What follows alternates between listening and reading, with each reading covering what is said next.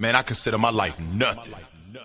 If I could just finish the race and complete the job the Lord Jesus gave me. I live to tell the world his message. Romans 1:16. I'm not ashamed.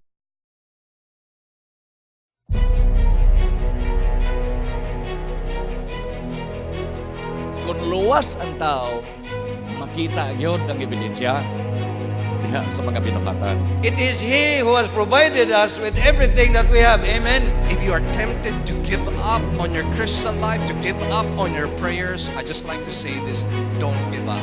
Dito sa cross, ibayaran sa kumpleto nga bayad ang imo ug ang akong mga sala.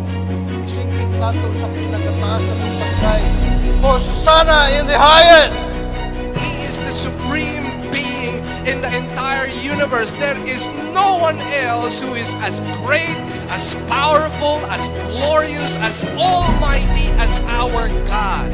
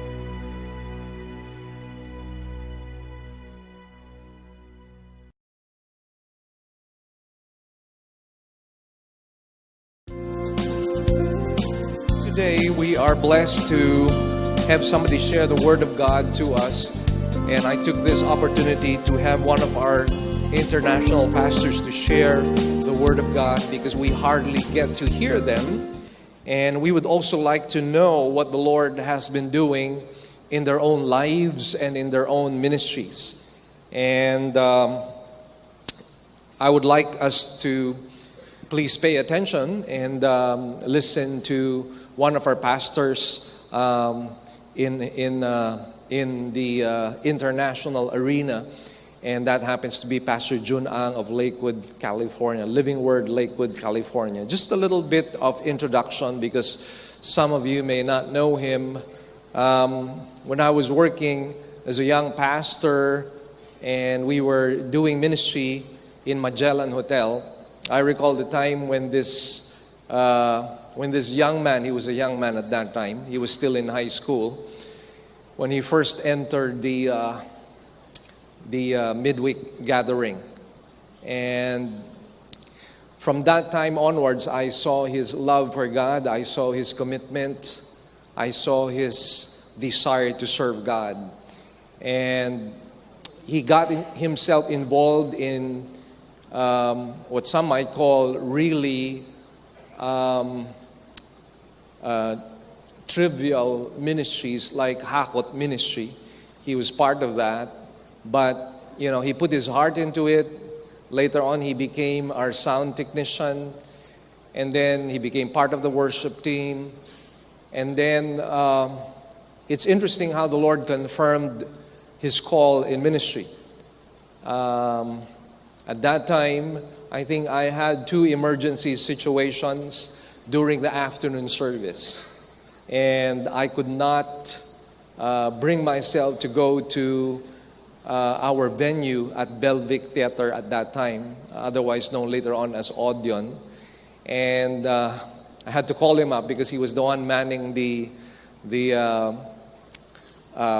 sound system. And he was also involved in the radio ministry, so he was somebody who kept on listening to me over and over and over again. So I knew if there was somebody who could really share my thoughts and my heart as well, it would be him, because he's been immersed with me because of the radio ministry. And then later on, God called him to the United States. By the way, he was the one who initially worked on our architectural plans. Maybe 60-70% of what you see around us is basically his layout. And of course, we had to bring in some architects later on because he had to leave for the United States. He's been there for about 10 years already. So without much ado, let's all welcome in our midst Pastor Jun Ang. Let's give the Lord a big hand, please.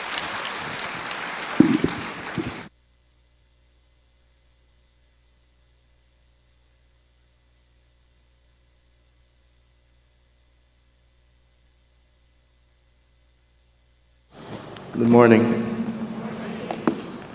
It's a great privilege to be able to stand before you this morning.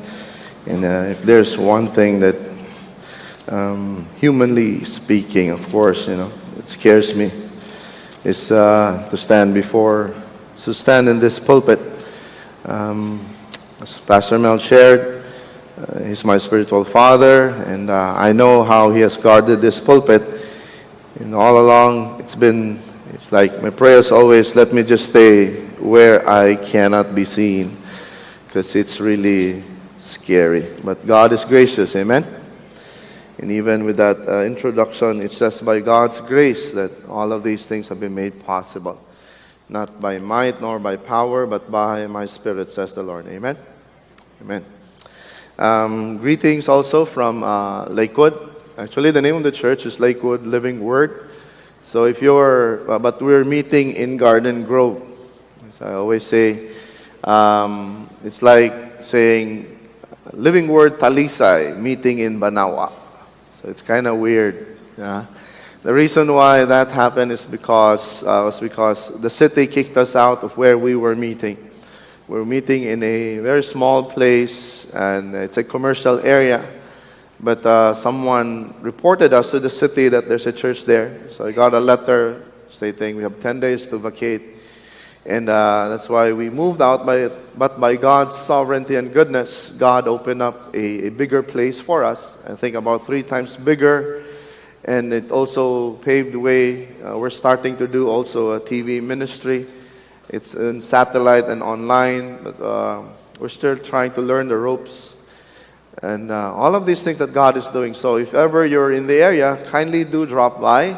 Or if you have relatives and friends in the Anaheim, Long Beach area, that place there in the beaches, Seal Beach, Huntington Beach, we're in that area, Cerritos, where there are a lot of Filipinos.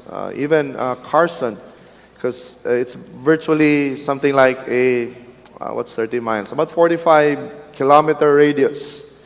The members of the church come from within that area, so it's about 45-kilometer radius.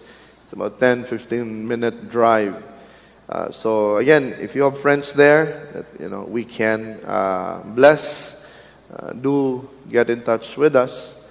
You can check out our Facebook page or email us. So yeah, I think that's about it. Let's just go to the Word of God. Let's just pray first. Lord, we thank you for this morning.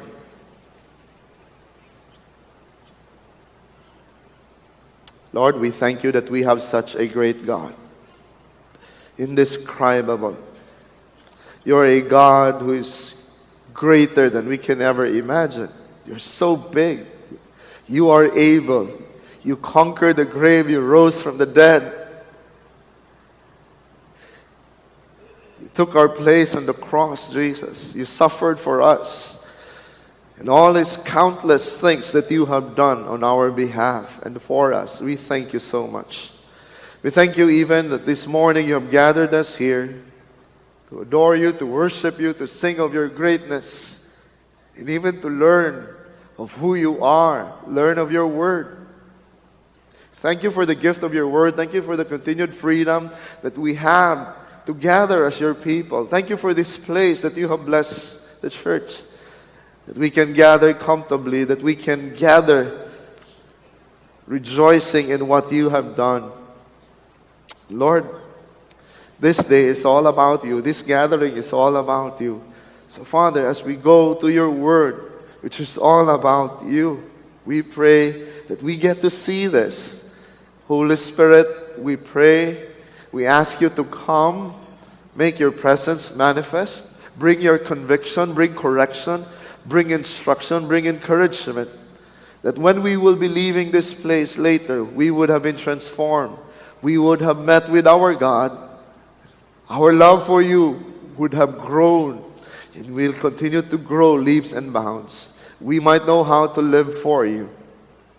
God, we ask you to do this for us, to do this to us. And we come because of the merits of the Lord Jesus Christ and His merit alone. Father, thank you. Bless our meditation. Bless our time here. Prepare us, Lord, even as we would be celebrating the Lord's table at the end, to remind us. Use your word again to bring conviction, to bring instruction, that we might really know you. Thank you so much, God, in Jesus' name. Amen. Amen.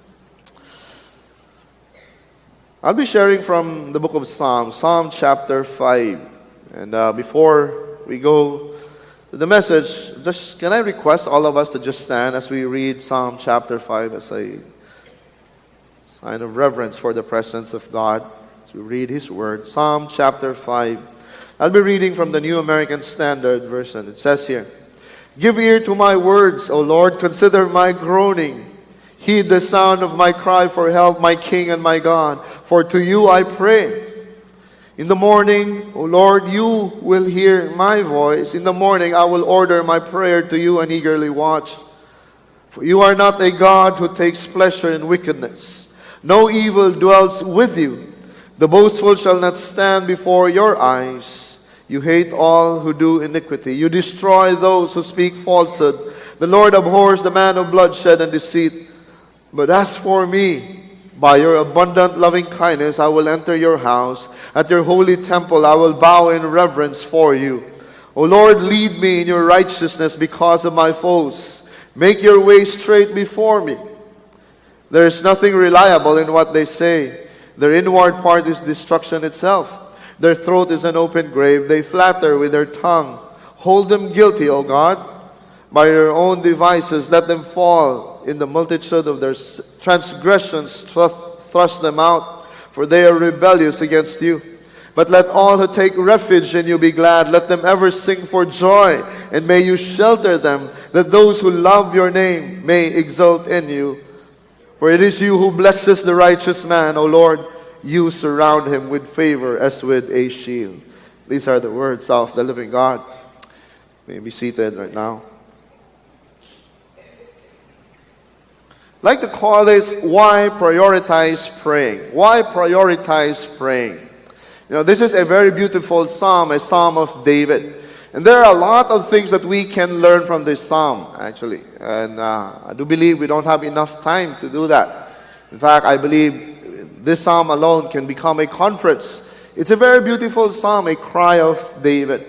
But this morning, as I've said, one of the things I believe we can see from this is, or has got to do with praying.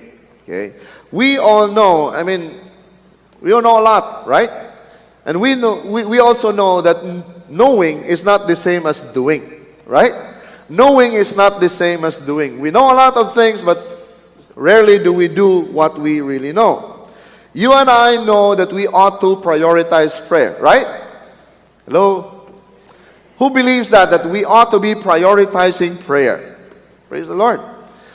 Hopefully, the prayer and fasting At the end of the month, will no longer be at the Hall of David. It will be moved up here because you will not be accommodated down there.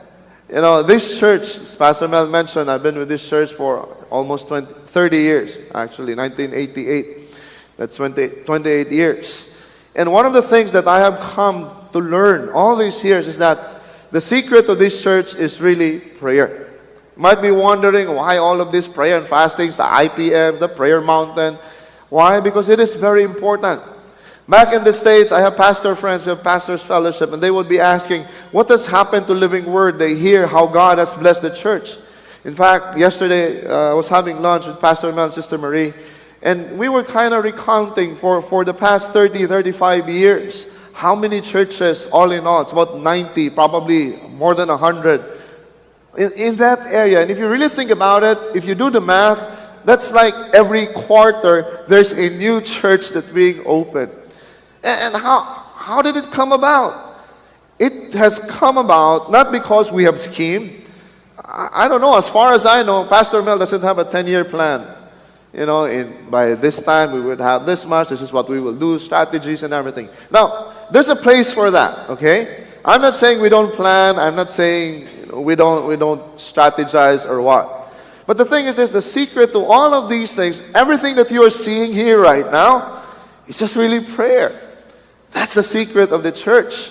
And one of the things, again, is that we ought to be prioritizing prayer. That's why I ask, you know, are we prioritizing prayer? Or probably, are we praying even? Are we praying? More often than not, we engage in what I call occasional praying rather than intentional praying. Occasional praying is this: we pray when we have problems. How many of us pray when we have problems? So only a few. The rest, what do you do? Okay. It's either you don't believe in prayer or you don't have any problems. Okay, that's why you can't relate. You're thinking, what do you mean by problem? I don't have any problems. That's why I don't pray. Life is good. Praise the Lord if that's the case with you. But then again, as I've said, occasional praying. We engage in that. We only pray when we have problems. We don't engage in intentional praying. Disciplined praying. I know it's a struggle. For years, many years, I struggled with my prayer life. I mean, it's really difficult to just sit there, meditate on the Word of God, wait for the voice of the Lord to speak to our hearts, and pour out our hearts before God. It's really difficult. But then again, we need to be doing these things, or this thing, intentional praying. Occasional praying and intentional praying are really, you might say, two worlds apart. I mean, these two things are just worlds apart. East and west. East and west. One doesn't need much effort. Occasional praying doesn't need much effort. Because you only pray when you need to. The other one requires much energy. You know why? Because it's intentional. It requires discipline and dedication. One is simply a dabbling. You dabble, you dip into it. Other one, again, dedication and discipline. There will be times when you will not want to pray, but you have to. You know, as a pastor, some people say, it's easy for you because you're a pastor. Actually not. You know, I'm just a sinner saved by grace. Just a sinner redeemed by the Lord Jesus Christ. There would be mornings when I would be waking up. When I wake up, it's like, Lord, I really don't want to pray. I don't want to open my Bible and read. It's like, I just want to sleep. I don't want to pray, Lord. But I have to. Not because I'm required. I mean, no one checks me. Did you do your devotion? No one. But one thing that I have learned is this. Throughout all these years, again, for whatever it's worth, we need to be disciplined or intentional in our praying. By the way, let me just insert this because I'm reminded, as I've said, I struggled for many years. And a practical tip that I heard, and it's still fresh in my mind, it was Pastor Louis Martin who preached at Odeon. He says, there's a tip, try this out. It worked for me. Probably it will work for you. He says the 6-week thing. He says it takes 3 weeks to undo a habit, another 3 weeks to form a new one. So I said, I'm going to try it out. It might be helpful. You know, be consistent. If you say, I'll pray in the morning. Pray in the morning. At 6 o'clock, 6 o'clock. If you can't wake up, iPhones, iPads, whatever, alarm, all of these things. Wake up, wake up, wake up. And I did that. True enough, after 6 weeks, it's like automatic. There's some, by the way, another tip as well. Let me just throw this out. I would just say, I pray in the evening. I would discourage that. There's nothing special about the morning prayer, okay? But the thing is this, the problem with evening prayers is this, it's easy for you to throw it out. Because you might be invited to a party, you might watch a movie or some other activities. Chances are you would throw out your prayer. Do it in the morning. Do it in the morning. When you wake up, pray. When you wake up, pray. Intentional. You see, a lot of us Christians would come up with excuses which might seem valid, but when scrutinized would fail miserably. Okay, we have all of this. Why aren't you praying? So and so, all of these things, reasons. One top excuse has got to do with time. We often say, I don't have time. Yes, we do. How many of us have Facebook account? Liars go to Living Word. Okay? How much time do you spend on Facebook? You're intentional with Facebook, right? You read the feed. And then there are days wherein, it's just, there are few things in Facebook. What do you do? Something wrong with my internet, my Wi-Fi. We're intentional. We're intentional. Even our phones, we have all of these things online. Okay, we're intentional. We have time. How many of us watch movies? Okay, the rest, we watch teleserye. Dolce Amore. The other show. We're intentional in that, right? It's already, what time is Dolce Amore? 6:30, 7. I gotta go home, watch the TV. Dinner later, okay? Or watch a movie. How many of us want to watch a movie for 20 minutes? Why not? I'm looking, scanning you, all of you here. I don't see anyone saying, 20-minute movie is good for me. What, 2 hours, 3 hours extra, all of these things. We even rush to the movie house because we want to see the previews. We have time. We have time. It's just a matter of prioritizing our time or priority. The problem has nothing to do with availability. It has got to do with priority. The priority we have with our time. Now, if we go to scriptures, we would see that one of the things upon which scripture has emphasized for us to prioritize is prayer. You go through scriptures, you would see that prayer is a priority. Not just knowing the details, but doing the actual discipline of prayer. Not just knowing the details, but doing the actual discipline of prayer. And again, you say, it's a struggle, Pastor. There's someone from back home. He says, Pastor, first day, he says, it was good. I was praying, doing my quiet time. After about 3, 4, 5 days, he says, Pastor, how do I pray? Because it's like I'm repeating my prayers already. It's difficult. Because, again, we experience these things not because, we don't want to pray. Probably that's one. But another reason why we experience this boredom in prayer has got to do with we don't really know who we're praying to. We know we're praying to God, but do we really know who God is? We don't know what God can do, what God will do when we pray. We have a knowledge which is insufficient. As the Lord says, my people perish because of lack of knowledge. Lack of knowledge of Scripture, first of all. Lack of knowledge of who God is. And along with that, again, we don't really know who God is. We don't know the attributes of God. That's why when we pray, we don't really know who we're praying to. We don't really know who we're approaching. We don't know how God will respond. Our prayers are like a shot in the dark. A lot to say, it's by faith. And we even define faith wrongly. We define faith by what? A leap in the dark. Faith is not a leap in the dark. You know what leap in the dark is called? It's called foolishness. That's called stupidity. Why would you jump in the dark? You don't know what's there. Whether it's deep or shallow, what awaits you? Faith, in Scripture, what is faith? Faith is the assurance. Why do you have an assurance? Because you know, faith is the assurance that we have in Christ, of things hoped for. Where do we find that? Scripture. We have been given Scripture. The promises of God, who our God is, it is here. We just have to open it and get to know. Now, before I move on, let me just also say this. Right now in the States, you know, a lot of Filipinos love to go to the States. They think it's the land of promise.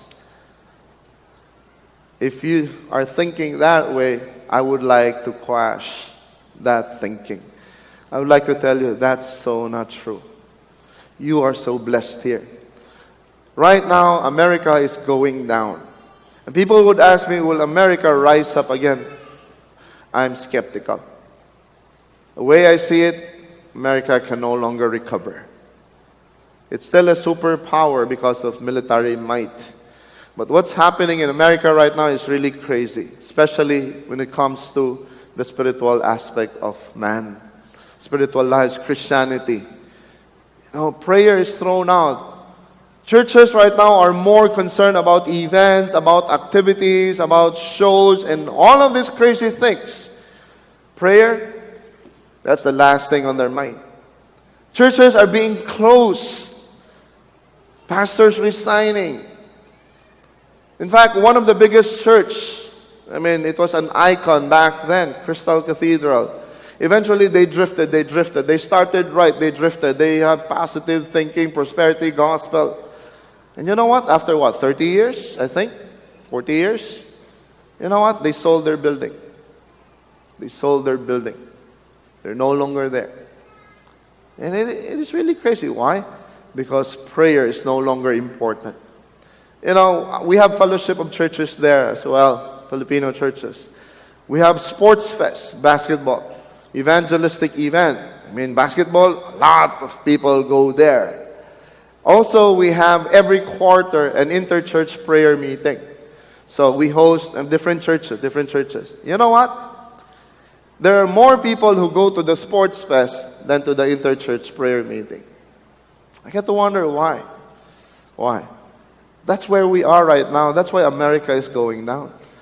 And I hope and I pray that you guys who are here in the Philippines would really be praying. Pray for the country. Pray for the leaders of the land. Pray for the churches. Pray for Living Word and the Living Word churches, that we will be prayerful all the more. Pray more. Pray. Let it be a priority. As I've said, we do this because Scripture has emphasized this. And not only that, but let me just give you some reasons based on our text. First of all, because the Lord is glorious and powerful, He listens to the pleas of people who prioritize praying. The Lord is glorious and powerful. He listens to the pleas of people who prioritize praying. It says there, give ear to my words, Psalm chapter 5. Give ear to my words, O Lord. Consider my groaning. Heed the sound of my cry for help, my King. Glorious God. And my God, talking about the power of God. For to you I pray in the morning, O Lord, you will hear. You will listen to my voice. In the morning, I will order. In other words, I will prioritize my prayer to you and eagerly watch. Again, the prioritization is there. See, in this verse, we see at least three attributes or description of who God is. Okay? You see there, addressed Lord. Second, King. Third, God. All of which speaks of God's glory and power. He's being Lord over all. He's being King over all. He's being God over all. I believe Pastor Mel has been saying this, teaching you this. What is the chief end of man? 1, 2, 3. To glorify God and enjoy Him forever. What is the chief end of God? The chief end of God is to glorify Himself and enjoy Himself forever. To make Himself known. That's why when we see this, I hope when you read passages in Scripture, we notice this. It says here that He is Lord. He is King. He's God. It speaks of who our God is. And once we begin to see that, I would say 90%, 95% of our problem in praying will be solved.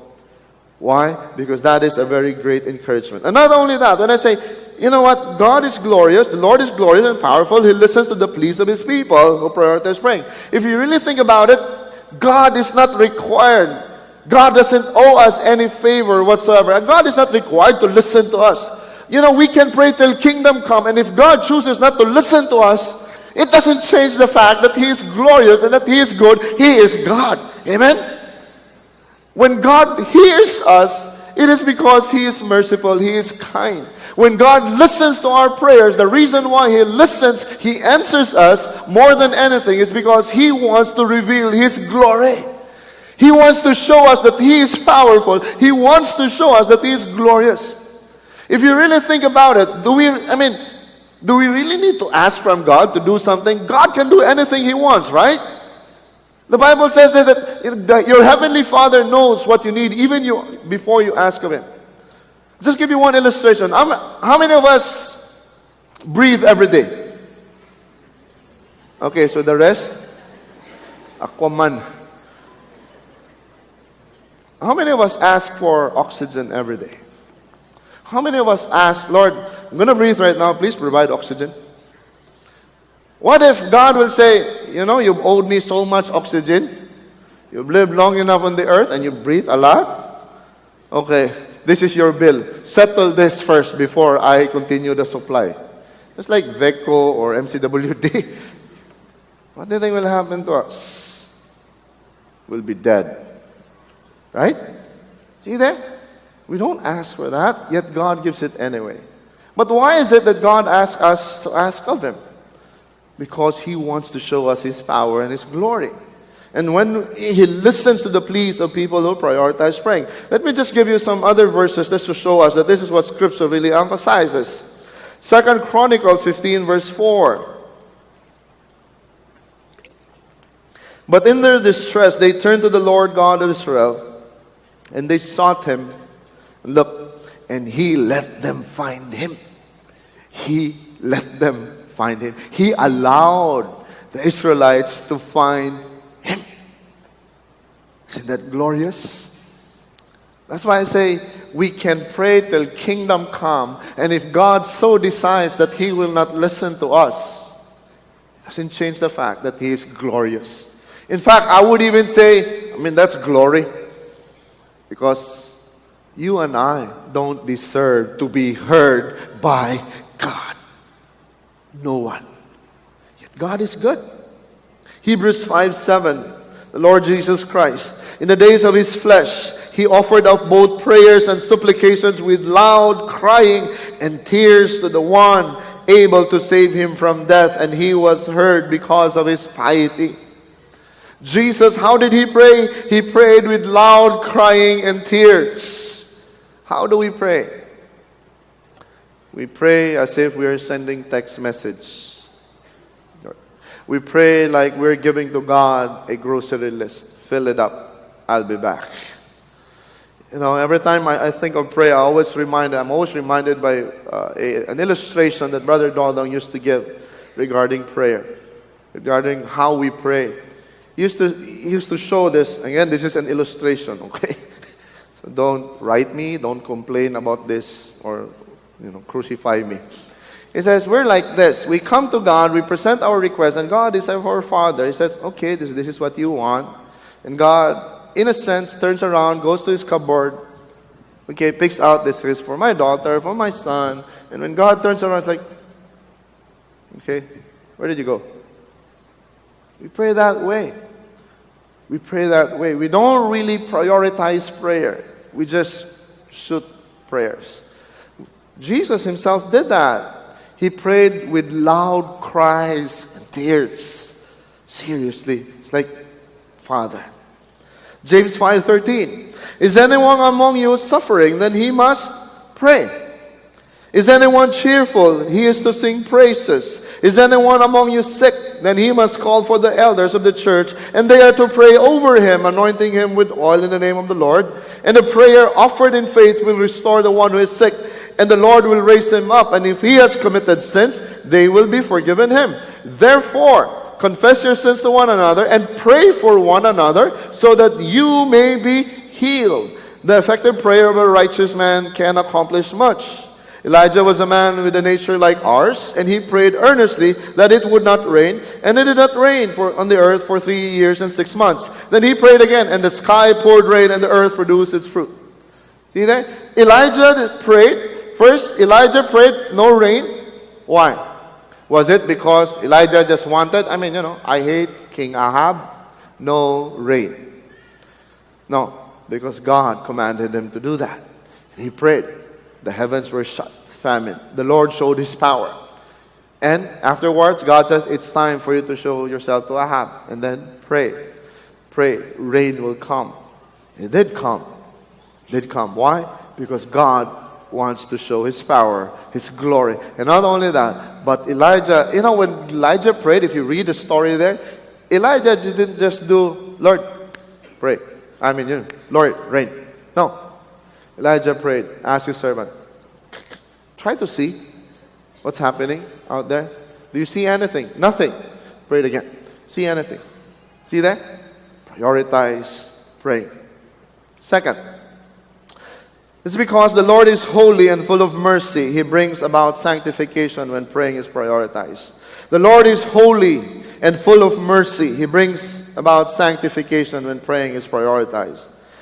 Our verse again, verse 3 onward says, in the morning, O Lord, you will hear my voice. In the morning I will order my prayer to you and eagerly watch. For you are not a God who takes pleasure in wickedness. No evil dwells with you. The boastful shall not stand before your eyes. You hate all who do iniquity. You destroy those who speak falsehood. The Lord abhors the man of bloodshed and deceit. See there? It speaks of the holiness of God. When we approach God, we need to understand that God is a holy God. In fact, Matthew chapter 5, you would see there, the Bible says that when you present your offering before the altar, and then remember that your brother has something against you, leave your offering at the altar, go be reconciled with that brother, and then come back and present your offering. Why? Because our God is a holy God. We cannot come before God expecting to be heard if there is sin in us. And again, we don't do it by our own. It is by the merits of the Lord Jesus Christ. It's just by grace. We will be celebrating the Lord's table at the end. It's a reminder for us of what Jesus has done for us. He took our place. He took your place on the cross. And mind us, even if we have ourselves nailed to the cross, it would not be enough to pay the price for our sins. Amen? We become holy in the sight of God because of what Jesus has done. Because God is full of mercy.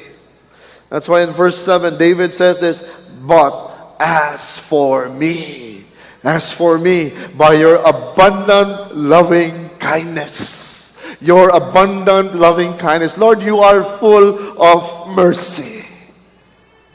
You are full of mercy. I will enter your house. At your holy temple, I will bow in reverence for you. Now, sanctification comes in a lot of forms. Sanctification is, again, we are being made holy. And not only that, but sanctification, the idea is basically being set apart for the Lord's use.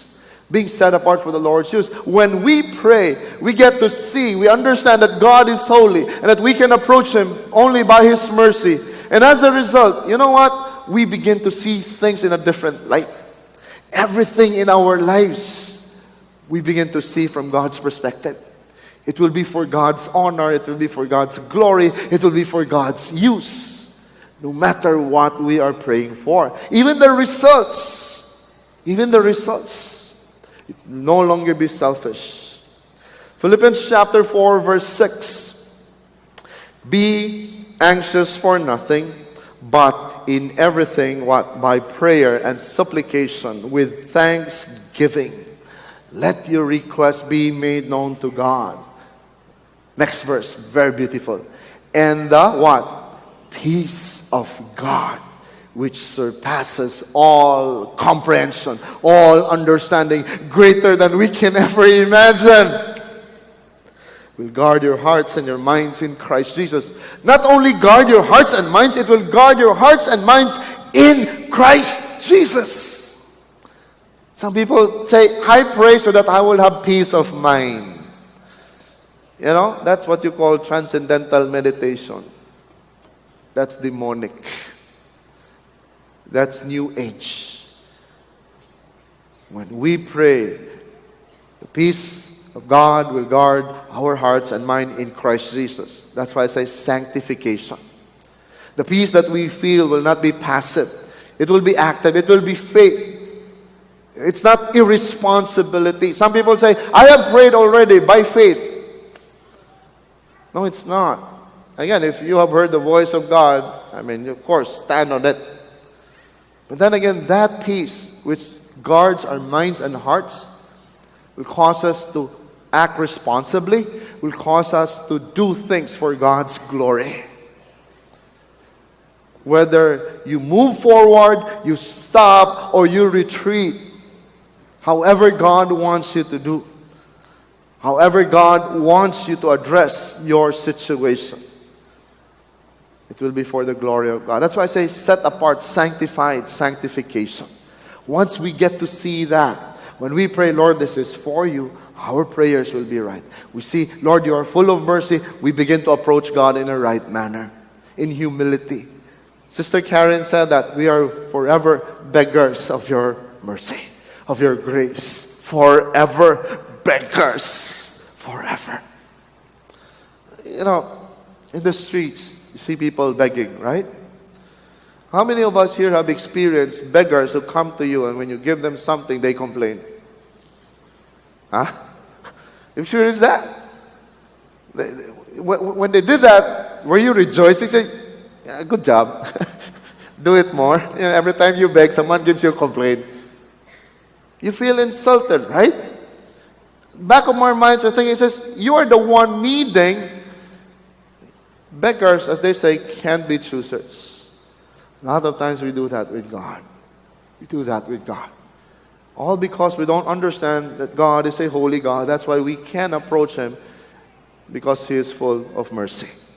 Next, because the Lord is gracious and just, His leading is known when praying is prioritized. We get to know the leading of God. Verse 7, Psalm chapter 5, but as for me, by your abundant loving kindness, again talking about the graciousness of God, David says, I will enter your house. I will approach you. At your temple, I will bow in reverence for you. O Lord, lead me in your righteousness because of my foes. Make your way straight before me. There is nothing reliable in what they say. Their inward part is destruction itself. Their throat is an open grave. They flatter with their tongue. Hold them guilty, O God, by their own devices. Let them fall in the multitude of their transgressions. Thrust them out, for they are rebellious against you. This is talking about the justice of God. This is not, personal vendetta. This is saying, Lord, you are holy, you are just. Lord, show the world, show the wicked. By the way, if you really dig deeper, I believe another thing we can see here is this. If we don't pray, we are wicked. If you are not praying, the Bible says, that's wickedness. And if you're a believer, the Bible says, wickedness should not be found in you. There should be no trace whatsoever of wickedness in us. And again, this is what the Bible is saying. You see, because the Lord is gracious, we can call on Him. Because the Lord is gracious, we can call on Him. Amen? That's the only reason why we can call on Him. Sometimes we tend to think, I've been made in the image of God. I'm a son of God. We approach God as if we have a right. You go to Scripture, you would see that that is not the case. All over Scripture, it's just by God's grace. What we deserve from God is really His wrath. Who among us here have never sinned against God? No one. All of us have offended God. All. And our offense with God is just the list goes on and on and on and on.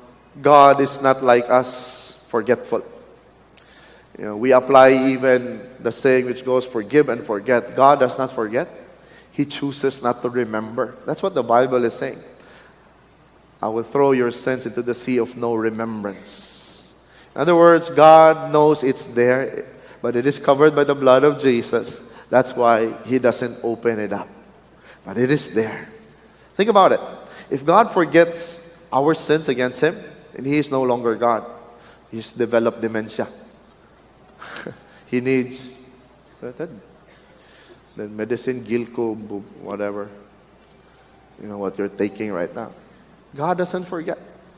Last night, I had the privilege of sharing the Saturday service. I had a classmate from elementary. She came. She's a Christian. And Mother Reynard, one of our worship leaders, talked to her, said, so how was Pastor Jun when you were younger, in your younger days? And she said, he was kind of bad. Not really that bad. I said, see? And she says, but, I'm very forgetful. It would have been great already because I was not that bad. Now she says, but I'm forgetful. In other words, the list goes on and on. I don't really know. But with God, He knows everything. That's why there's no way we can approach Him. It's just He's gracious that we can call on Him. Because the Lord is just, we can experience the truth of His promise that those who seek Him will receive His guidance. Let me just show you an illustration from Scripture. Israelites, David. 1 Chronicles 14 verse 8. When the Philistines heard that David had been anointed king over all Israel, all the Philistines went up in search of David, and David heard of it and went out against them. Now the Philistines had come and made a raid in the valley of Rephaim. David inquired of God, saying, shall I go up against the Philistines? And will you give them into my hand? Then the Lord said to him, go up, for I will give them into your hand. So they came up to Baal Perazim, and David defeated them there. And David said, God has broken through my enemies by my hand, like the breakthrough of waters. Therefore they named that place Baal Perazim. They abandoned their gods there, so David gave the order, and they were burned with fire. The Philistines made yet another raid in the valley. Rematch. Second round. Okay, they didn't learn their lesson, said, we'll do it again. Maybe this time we will win. So, the Philistines made yet another raid in the valley. Look how David responded. David inquired. Is it there? What does it say? David inquired. One more. David inquired. Again. David inquired again of God. And God said to him, you shall not go up after them, circle around behind them, and come at them in front of the balsam trees. It shall be when you hear the sound of marching in the tops of the balsam trees, that you shall go out to battle, for God will have gone out before you to strike the army of the Philistines. David did just as God had commanded him, and they struck down the army of the Philistines from Gibeon as far as Gezer. Then the fame of David went out into all the lands, and the Lord brought the fear of him in all the nations. See that? David did not just assume. The first time God did this, I prayed already, we won, they're coming back again, let's just go. No. David understood that priority to prayer must be given. That God is gracious and just. And that the only reason why he won that battle is because of the grace of God. That's why second time around, David inquired of God and said, Lord, what will you do for us this time? And God says, do it this way. See that? We don't get the leading of God all because we don't pray.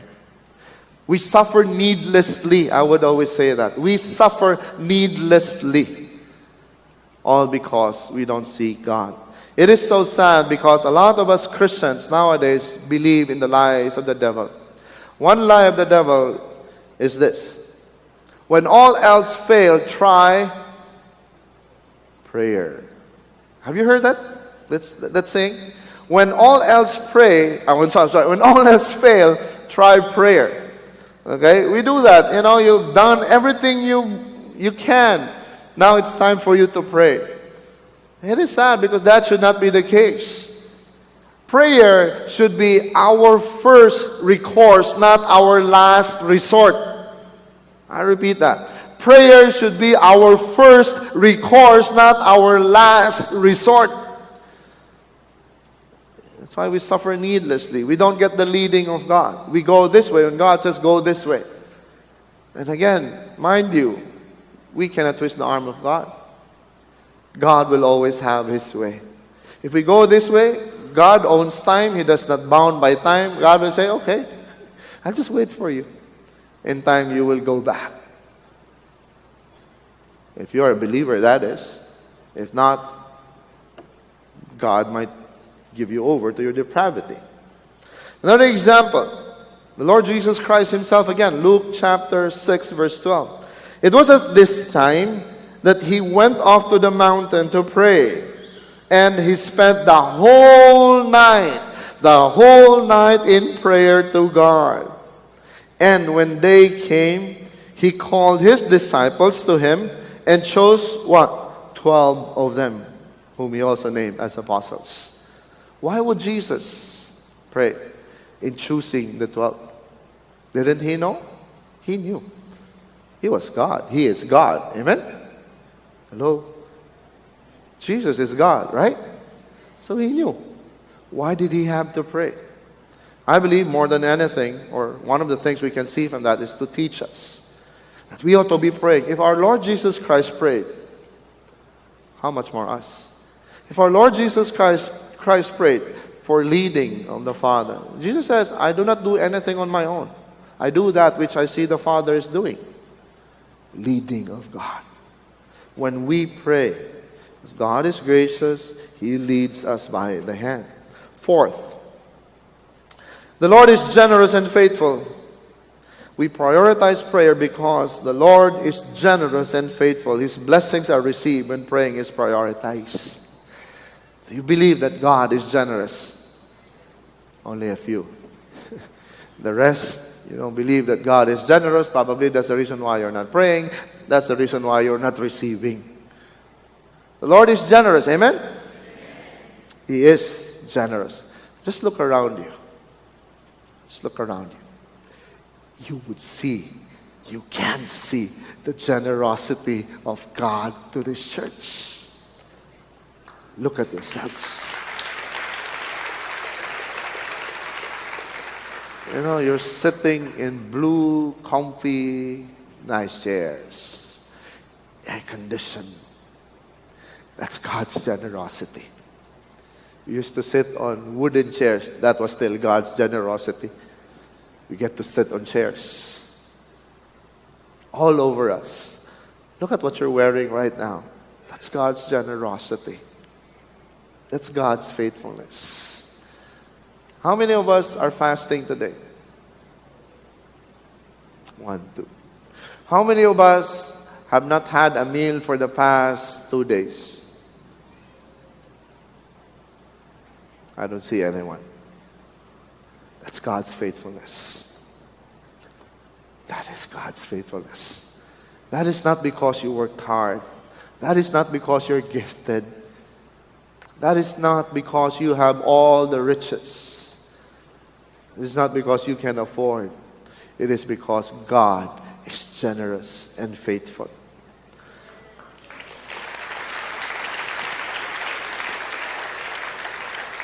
We get to receive His blessings when we prioritize praying.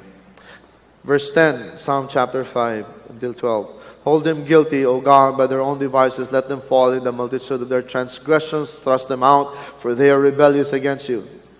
But let all who take refuge in you. What? Be glad. Let them ever sing for joy. Why? Why would they sing for joy? Why would they be glad? May you shelter them, that those who love your name may exult, may rejoice in you. For it is you who blesses the righteous man. Lord, you surround him with favor as with a shield. Again, it's a sad fact that a lot of believers believe in the devil's lies. A lot of lies that the devil throws out there. One of the lies is God helps those who help themselves. Some people think it's biblical. If you're thinking that's biblical, that's not biblical. You know what the Bible says? One of the verses in the Psalms, which is very beautiful, says, "Be still and know that I am God." Be still and know that I am God. What do you mean by be still and know that I am God? Can I translate it in the Cebuano? For those who don't speak Cebuano, pardon me. But for the Cebuano speakers, it's really beautiful, I believe. It says, pagpuyo. When I be still, pagpuyo. Ay pagkiat. Pagpuyo. Be still and know that I am God. Now, as I've said, again, we receive God's blessings when we prioritize praying. The blessing of what? Let me just give you some few things. First of all, the blessing of His vindication. Verse 10. Hold them guilty by their own devices. Let them fall. In the multitude of their transgressions, thrust them out, for they are rebellious against you. God vindicates. Whether you're suffering unjustly, whatever it is you're going through. God is just. God is just. You know, there are people I get the privilege of praying for. They would say, "Pastor, please pray for me. This is what's happening in my life right now. I have a problem." My first question is this: is there sin in your life? Because we can pray all we want and not receive the answer that we're asking from God because it is hindered by sin. But maybe there's none. Maybe it's just God allowing suffering to come. Our tendency is this. Again, we don't wait upon the Lord. We're in a rush. We want to vindicate our own selves. But you know what? God's vindication is so sweet. And as I've said, one of the most beautiful verses in this whole Bible, I mean, everything there is beautiful. Okay? But for our sake, be still and know that I am God. Or, the Bible says, leave room for God's vengeance. It's basically saying this: Lord, I move back. I move back. Give God the stage. Give God the stage. There's only one room for the throne. Only one. And that is reserved for King Jesus. Amen? We don't get the vindication that God promises us because we want to do it ourselves. We are doing it ourselves. Again, an example. 2 Chronicles 16 verse 8. Were not the Ethiopians and the Lubim an immense army with very many chariots and horsemen? Yet because you relied on the Lord. Because you relied on the Lord. See that your enemies were so great, yet this is what you did. You relied on the Lord. The Lord delivered them into your hand. Why? For the eyes of the Lord move to and fro throughout the earth, that He may strongly support those whose heart is completely His. You have acted foolishly in this. Indeed, from now on you will surely have wars. You want to do it on your own? Go ahead. God says, do it on your own. I wanted to help you. I wanted to support you, but you didn't want my help. Go ahead. God is so gracious. A lot of times, God respects our choices. We choose not to seek God, and God would step back and say, okay, that's how good our God is. We defy Him, we insult Him. God would say, okay, I'll let you go through it. You don't have to. Another verse, another example. 2 Chronicles 32 verse 20. King Hezekiah and Isaiah the prophet, the son of Amos, prayed about this and cried out to heaven. The Lord sent an angel who destroyed every mighty warrior, commander, and officer in the camp of the king of Assyria. So he returned in shame to his own land, and when he had entered the temple of his God, some of his own children killed him with the sword. So the Lord saved Hezekiah and the inhabitants of Jerusalem from the hand of Sennacherib, the king of Assyria, and from the hand of all others, and guided them on every side. Again, Sennacherib was insulting God, the people of God, saying, do not trust, do not believe what Hezekiah is telling you. But they sought God. And what did God do? Hezekiah and the army didn't even lift a finger. God did it for them. God, do you want that? I'm just curious. Do you want God's vindication in your life? Amen? Again, give God room. Seek Him. Let Him do what He wants to do. Second, the blessing of His protection.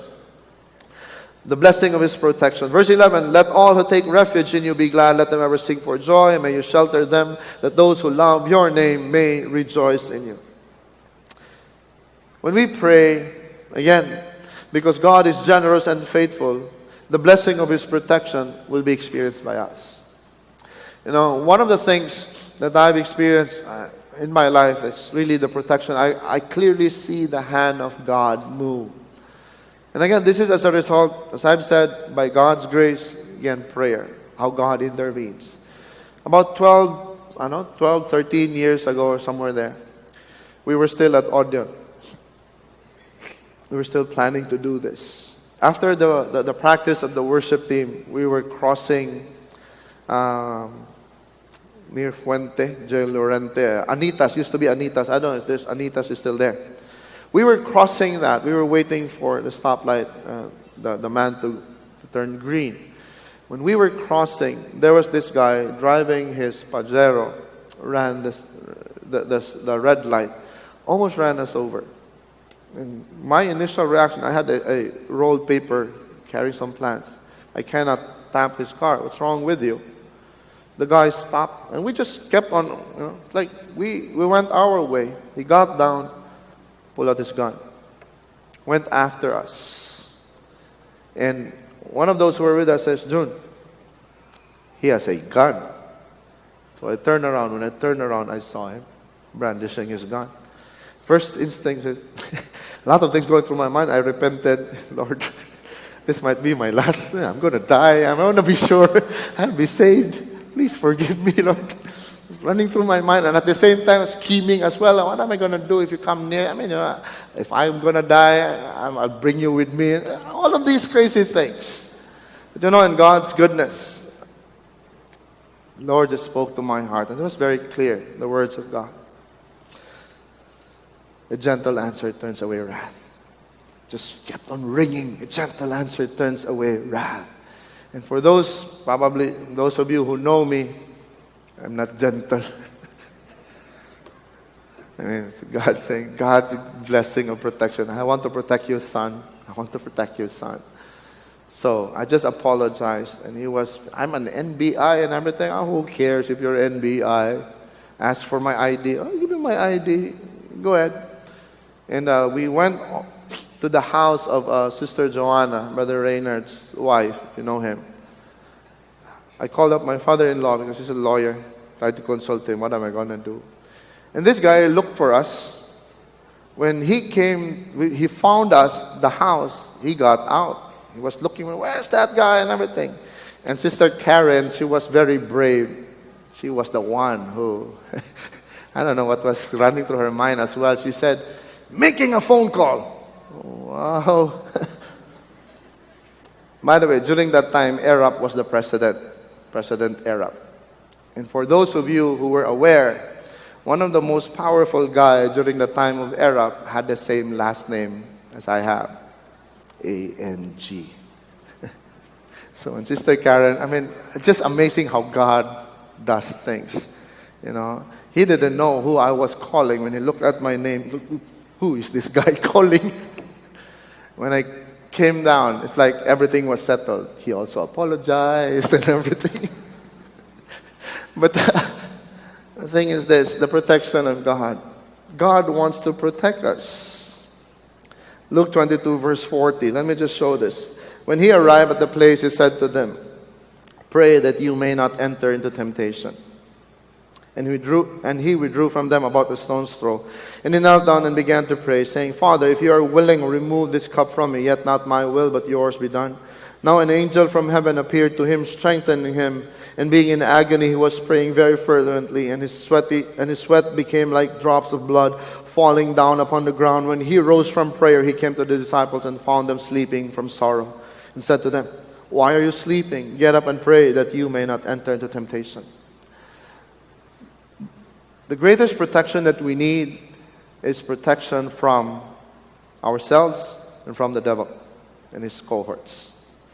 Jesus says, you die to the self. The greatest enemy that we have is not the devil, it is ourselves. Yes, the devil is an enemy. He wants to destroy us. But a lot of times, a lot of times we don't need his help, to destroy ourselves. We destroy ourselves. That's why we see here, when the disciples, they were sorrowful, what were they doing? They slept instead of praying. We do that, right? And it's very interesting because when we sin, what do? We say, "I fell into sin. I fell into temptation." You fall into a ditch, into a canal. But not into sin. You enter. This is what Jesus said. Pray that you will not enter. We sin. Why? Because we're not praying. We willingly join the devil in what he is doing. We lose God's protection because we're not praying. Third, the blessing of his satisfaction. The blessing of his satisfaction. Again, verse 11. "Let all who take refuge in you be glad. Let them ever sing for joy. And may you shelter them, that those who love your name may rejoice in you." We were created for joy. We have this crazy notion wherein we think that God is a giant killjoy. No, he's not. Amen? Do you believe that God desires us to be joyful? How many of us believe that? That God wants us to enjoy life. Now, I'm not preaching a prosperity gospel here, okay?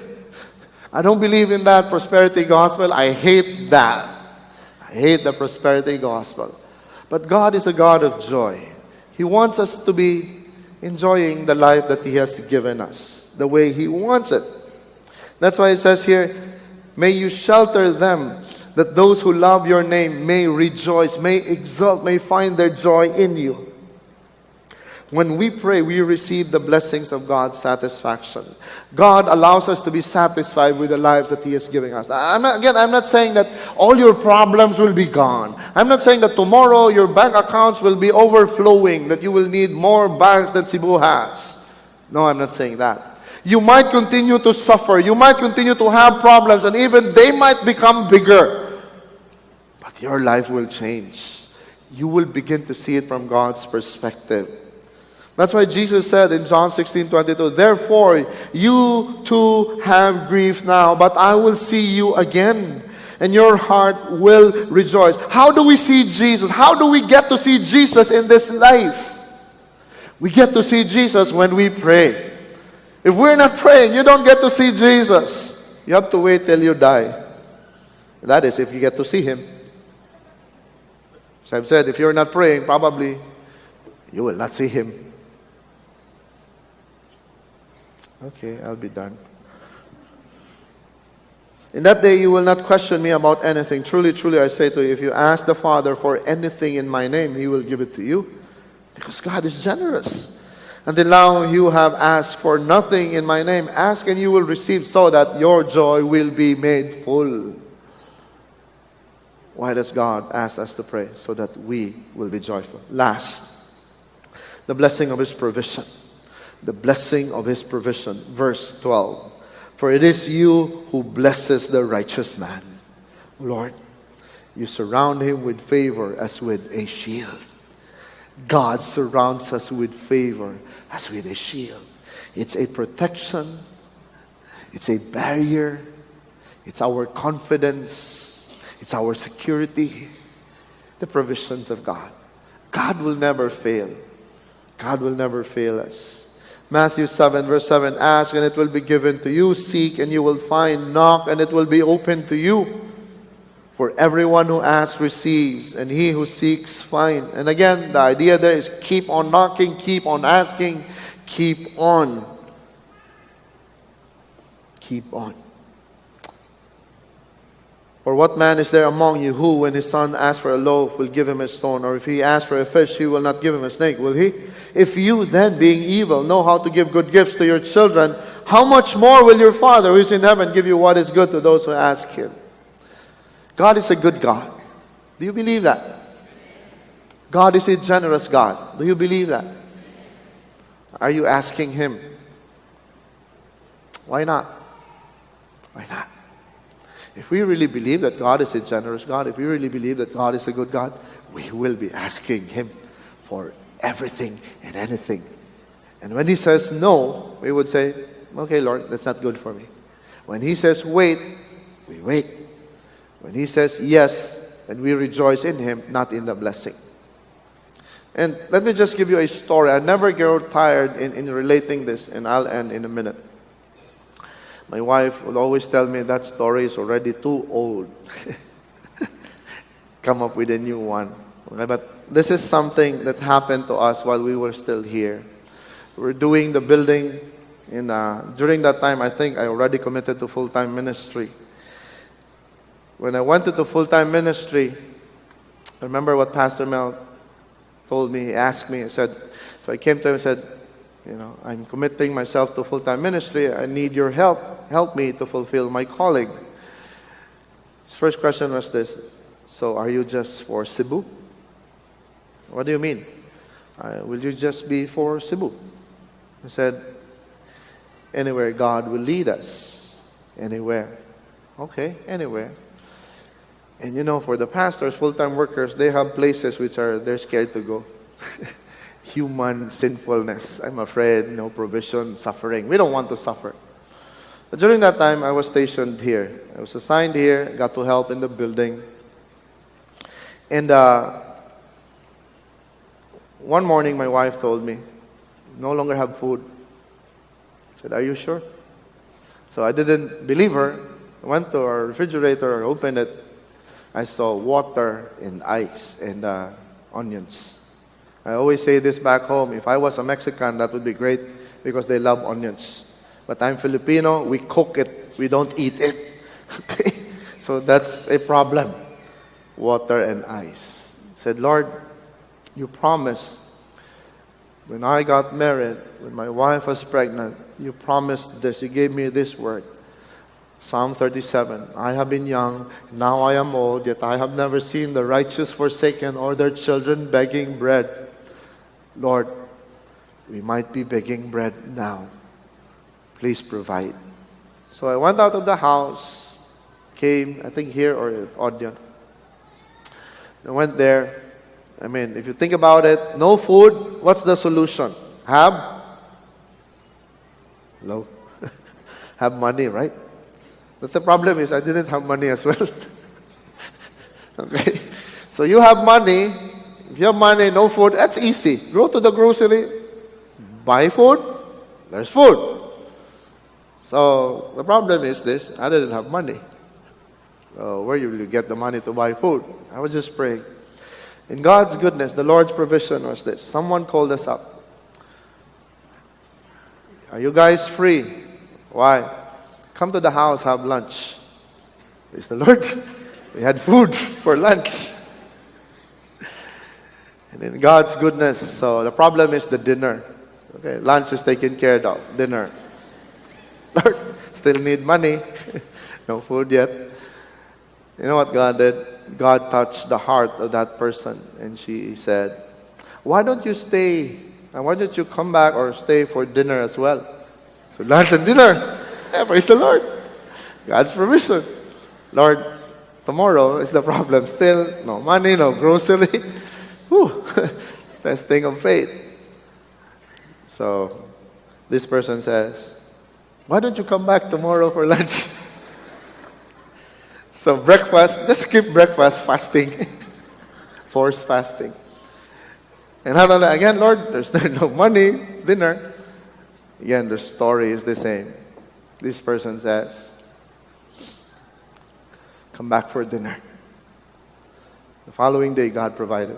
For 2 straight days, God provided.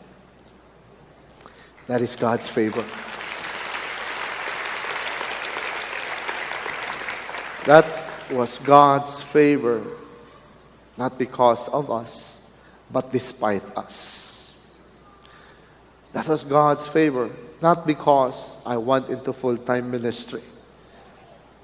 It was because God was, is, and will forever be gracious. He will forever be generous. He will forever be good. That is why we get to experience the blessings of God. Again, I apologize for running over time. Then again, there's a lot of things to say. If there's one thing I would like to encourage you, that with what we have heard, that we know the attributes of God and what He does in relation to our prioritizing prayer or praying in our life. I pray that all of us will be determined and disciplined so as to be really praying. Not just talking about prayer, but really intentional in our praying. May we not merely be wishing and hoping to be praying, but truly wanting and intentionally spending our time praying. Let's just pray. Lord, thank you for this morning. God, thank you for your words. First off, Lord, I'd like to ask that you cleanse the words that I have said here. Take away that which has been unkind, unloving. Take away that which has been a mistake, in error, said in error. Take away that which doesn't bring honor to your name, which doesn't show how great and awesome you are. Lord, protect your people from the words that I have said, which is said wrongly. Make clear that which is confusing. Shed light on these things, Holy Spirit. Bring to mind that which has been left out.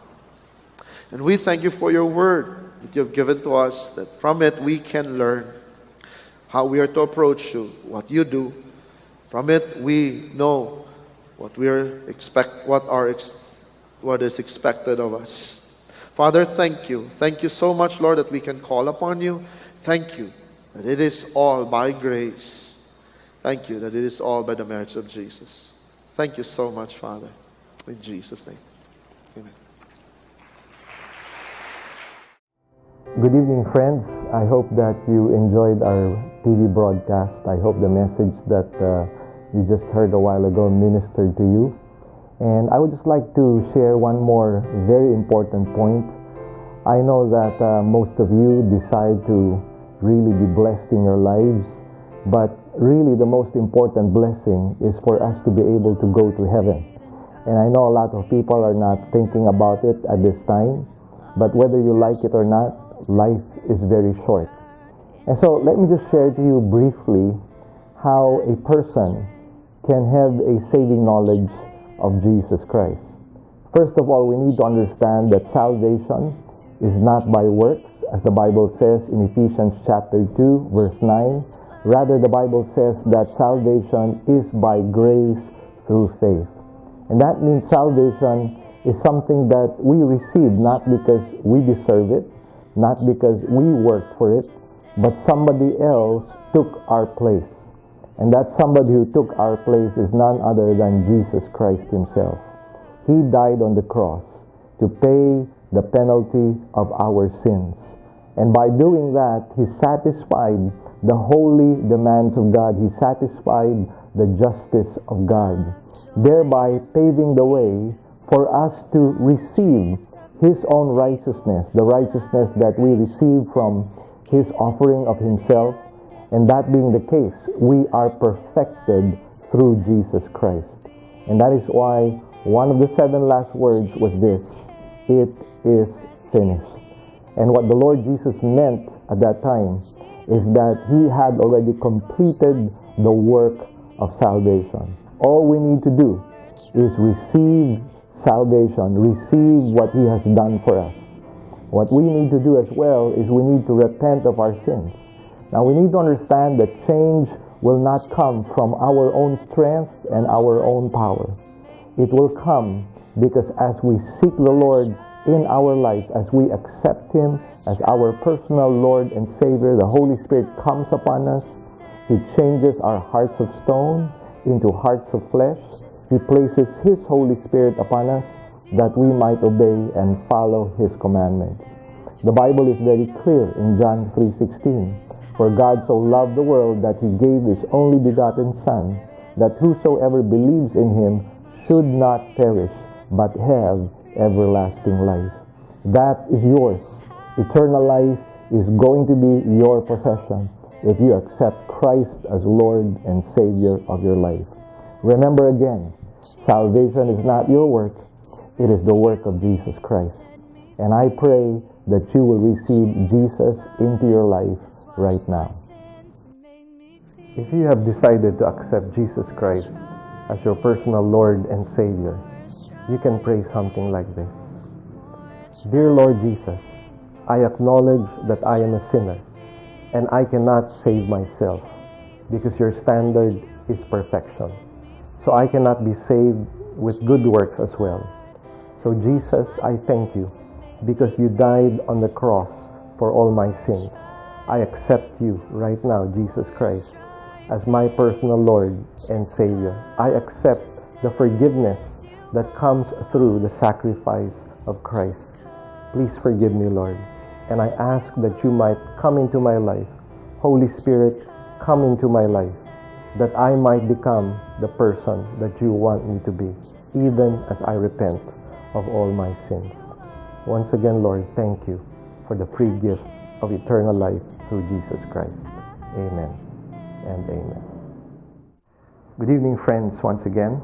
Living Word now has around 80 churches all over the Philippines, together with some international outreaches in Hong Kong, in the United Kingdom, as well as in the United States. It is our burden to share the Word of God wherever we go.